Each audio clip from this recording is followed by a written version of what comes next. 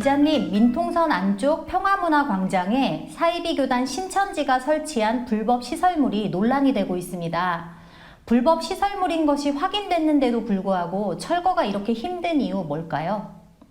네, 우리나라 법상 어떤 타인의 토지에다가 일방적으로 시설물을 설치했다고 치더라도 이것을 토지 소유자가 일방적으로 철거할 수 없는 그런 법의 맹점이 있습니다. 그래서 만약에 이거를 철거를 해야 될 경우에는 불법 시설물을 설치한 소유자한테 통지를 보내고 그 통지에 응하지 않을 경우에는 법의 판결을 받아서 이거를 철거를 해야 되는 그런 법의 맹점이 있습니다.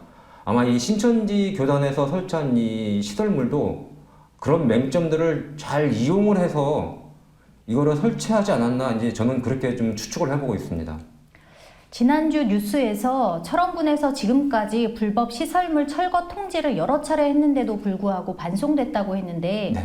그럼 철거하기 위한 방법 다른 것은 무엇이 있을까요?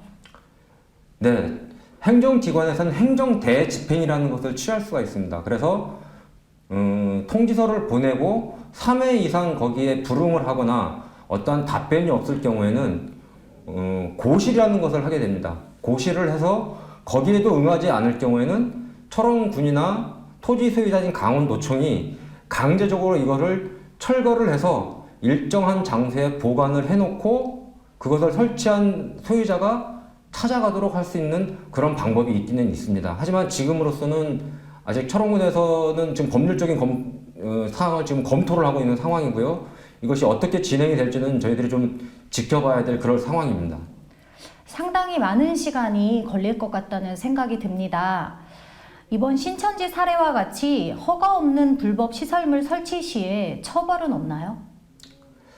제가 알기로는 그 시설물을 철거를 하고 토지 소유자인 부동산의 소유자가 어떤 토지 사용료를 청구를 한다거나 아니면은 거기 불법에 대한 뭐 가태료를 부과할 수는 있겠지만은 어떤 처벌을 받거나 형사적인 제재를 가할 수 있는 방법이 지금으로서는 우리나라 법에는 없는 걸로 알고 있습니다.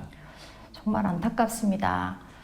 불법이라는 것을 틀림없이 알았을 텐데 신천지 사람들 왜 신고도 없이 이런 것들을 이렇게 설치했을까요?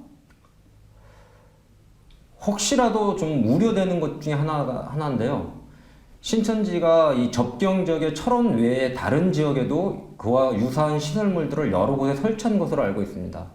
그래서 평화다, 어떤 뭐 전쟁을 종식하겠다 이런 말들을 섞어가면서 이 접경 지역을 신천지 성지화하려는 그런 제스처를 취한 것이 아닌가라는 그런 의심을 해볼 수는 있을 것 같습니다. 그래서 요번에 이 신천지가 굉장히 불법 단체고 또 국가에 대한 어떤 큰 문제를 야기시켰다는 것을 감안을 했을 때 이것을 이 불법 시설물에 대해서 철거할 수 있는 방법을 각 지자체들이 서로 연대를 해서 할 수 있는 방안도 좀 검토해 볼 필요가 있다라고 저는 생각을 합니다.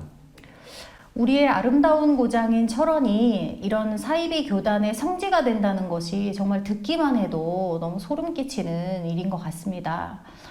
신천지 교단은 왜 이런 접경 지역을 자기들의 성지로 만들려고 하는 걸까요? 그거야 저도 모르죠.